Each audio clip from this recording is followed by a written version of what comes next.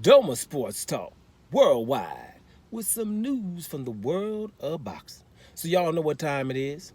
You ain't in a rush to get concussed.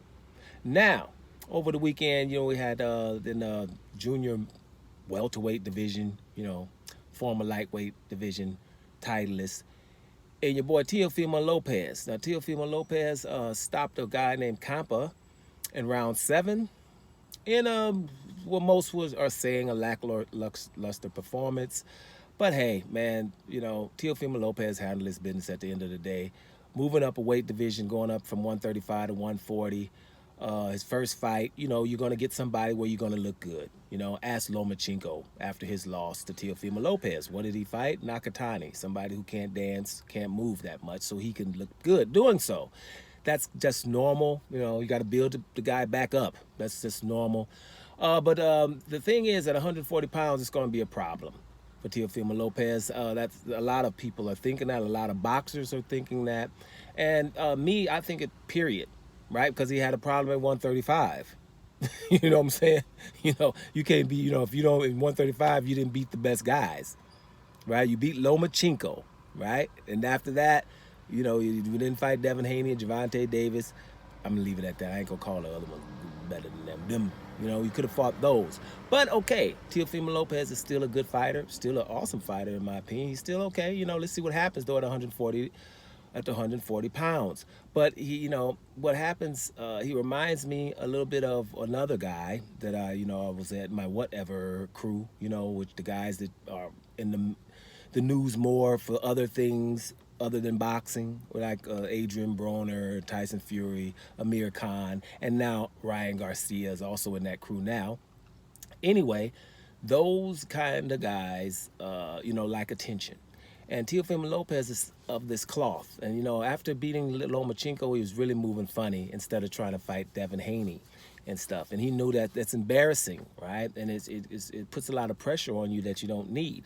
So when you're going to be that kind of guy, an eccentric type of guy, an extroverted type of guy, a smack talking type of guy, then you got that pressure to bring it in the ring. And people will judge you accordingly. You don't get those passes of being just okay.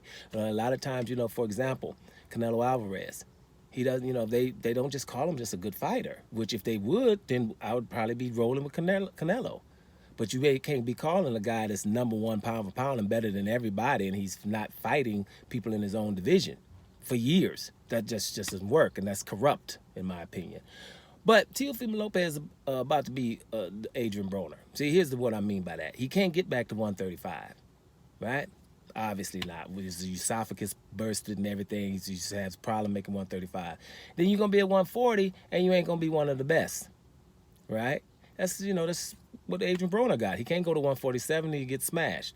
With 140, he can barely make the weight, and then when he does, he ain't letting them hands go, right? So there you have it. Now, Adrian Broner, just like I was doing a video a couple of days ago, is just don't report on the guy, and then he'll start producing. But if you report on him for him doing nothing but just being in social media, then he's gonna feel like he doesn't have to do so much, right? So at the end of the day, those kind of guys you got to kind of ignore if you want them to really perform.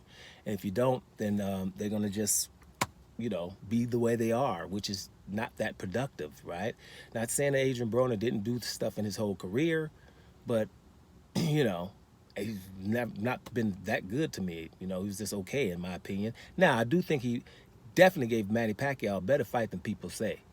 If you just watch that damn fight, I'm gonna just say it straight up. Broner versus Pacquiao was way closer than people gave it, said. I watched that fight.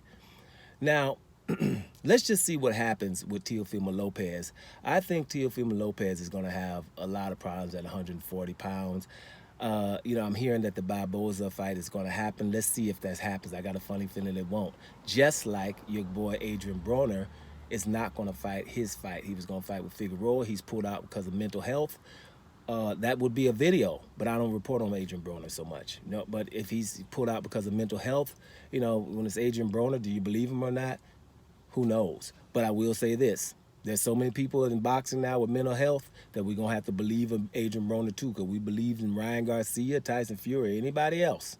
So damn it, we're gonna believe Adrian Broner just because those principles alone. But at the end of the day, Adrian Broner, for me, is always up into something. Teofimo Lopez has talked his way into being someone who ain't gonna be the best at 135 and ain't gonna be the best at 140 either, right? And he's still running around talking about undisputed, which is ridiculous. Like he was undisputed at the lightweight division and he wasn't. So, you know, he seems to be all over the place. So I'm going to see. I hear that he's going to fight Barbosa on December the 10th or something like that, but I don't really believe that. Let's see what happens going forward. I just think that Teofimo Lopez could be the new Adrian Broner if he keeps going at the rate he's going right now. I don't wish that on him, though. Don't get it wrong. I don't wish it on him because he's fun to watch. So let's see what happens going forward, y'all. I'm up out of here. Doma Sports Talk Worldwide. And I'm up out of here, y'all.